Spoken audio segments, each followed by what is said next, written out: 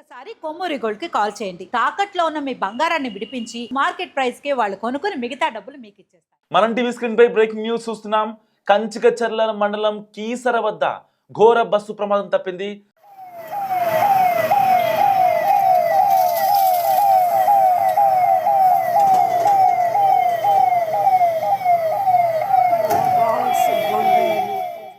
సరిగ్గా వరుణ్ ట్రావెల్స్ కి సంబంధించిన బస్సు హైదరాబాద్ నుంచి విజయవాడ వెళ్తుండగా శనివారం తెల్లవారుజామున అంటే ఈ రోజు తెల్లవారుజామున 5:30 మంటలు చెలరేగాయి.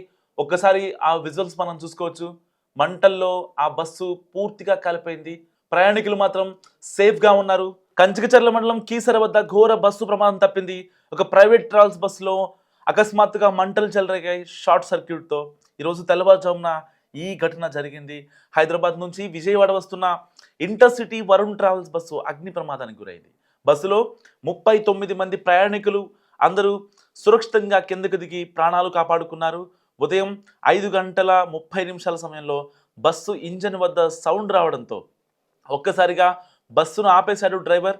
సో వెనుక నుంచి పొగలను గమనించిన ప్రయాణికులు అప్రమత్తమై కిందకు దిగి చూడగా అప్పటికే మంటలు రావడాన్ని పసిగట్టారు ప్రయాణికులు.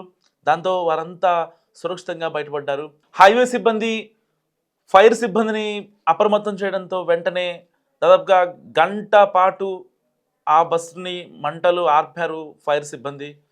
ఒక రకంగా తెల్లవారుజామున జరిగిన ఈ ప్రమాదం నిజంగా ఏ ఒక్కళ్ళ ప్రాణాలు తీసుకువెళ్ళలేదు. నిజంగా సంతోషం అని చెప్పాలి. అందరికీ నమస్కారం అండి. నేను కంచికచర్ల పోలీస్ స్టేషన్ ఈరోజు ఉదయం సుమారుగా 5:40 మాకు ఉదయం 6 గంటల టైంలో మాకు ఇన్ఫర్మేషన్ ఉంటుంది. ఇక్కడ కీసర దాటిన తర్వాత టువర్డ్స్ హైదరాబాద్ విజయవాడ కీసర దాటిన తర్వాత ఇన్వెంటా కంపెనీ దాటిన తర్వాత ఇలా బస్సు ఫైర్ యాక్సిడెంట్ జరుగుతుందని చెప్పి మాకు ఇన్ఫర్మేషన్ రావడం ఇమీడియట్గా మేము స్పాట్కి రావడం జరిగింది. ఇది ప్రైవేట్ ట్రావెల్స్ బస్సు. మేము వచ్చేసరికి బస్సు తగలబడుతుంది. ఇమీడియట్గా మేము ఫైర్ సిబ్బంది అంతా కూడా మంటలను అదుపులో తీసుకున్నాం. ట్రాఫిక్ కూడా రెగ్యులేట్ చేసాము. ఇక్కడ ఎవరికి ఎటువంటి ప్రాణాపాయం ఏం జరగలేదండి. బస్సులో ఉన్న ఎవరికి కూడా ఎటువంటి ప్రాణాపాయం ఏం జరగలేదు. ఎందుకంటే ఇప్పటిదాకా ఏ బస్సు ప్రమాదం జరిగినా సరే చాలా మంది చనిపోవడం మనం చూస్తూ వస్తున్నాం. కానీ ఇన్ని జరుగుతున్నా సరే ప్రభుత్వాలు మాత్రం అప్రమత్తం అవ్వట్లేదు. ఇటు ప్రైవేట్ ట్రావెల్స్ పట్టించుకోవట్లేదు.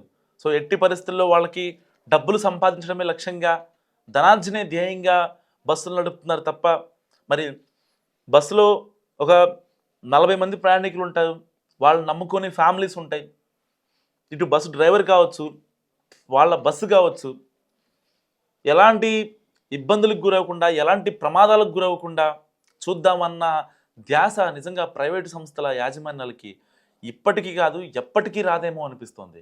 ఇటు ప్రభుత్వ అధికారులు, ఆర్టీఏ అధికారులు ఇలాంటి ఘటనలు జరిగినప్పుడు, లేకపోతే డ్రైవర్ తప్పిదం అప్పుడు, షార్ట్ సర్క్యూట్లు జరిగినప్పుడు, లేకపోతే చాలామంది డెత్స్ జరిగినప్పుడు ఏదో అరాకొరా బయటకు వచ్చి వాటిపై కొంచెం వాళ్ళకి రిజిస్ట్రేషన్ సర్టిఫికేట్లు ఏవి, లేకపోతే వాళ్ళ ఆర్సీ బుక్లు కావచ్చు, వాళ్ళ లైసెన్స్లు కావచ్చు, ప్రాపర్ డాక్యుమెంటేషన్ పార్ట్ ఉందా అని చెక్ చేయడం తప్ప సో కంటిన్యూస్గా అనేది ఈ ప్రాసెస్ జరగట్లేదు.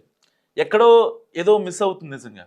సో ఇలాంటి ఘటనలు జరిగినప్పుడు ఒక్కసారిగా మళ్ళీ ప్రభుత్వ అధికారులు ఉలిక్కి పడతారు. ఉలిక్కిపడి వెంటనే రోడ్లపైకి రావడం, ప్రైవేట్ బస్సులు ఆపడం, ఇదంతా పరిపాటిగా మారిపోతుంది. కానీ ఒక ప్రాపర్ నజర్ దీనిపై ఉంటే ఇలాంటివి అసలు ఎందుకు జరుగుతాయి ఒక్కసారి ఆలోచించండి. ఒక ప్రాపర్ నజర్ కనుక ఒక ప్రైవేట్ ట్రావెల్స్ బస్సు వెళ్ళాలి అంటే